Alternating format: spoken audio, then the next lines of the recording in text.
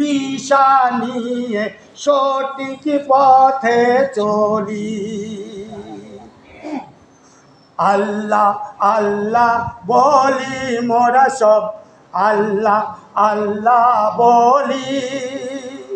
রসুল পাকের দিশা নিয়ে সঠিক পথে চলি।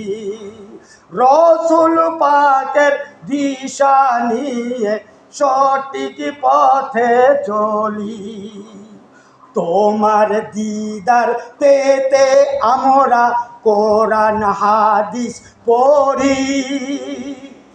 ইলমে লাদুনি সহজে পেতে পীরের কাছে ঘুরি।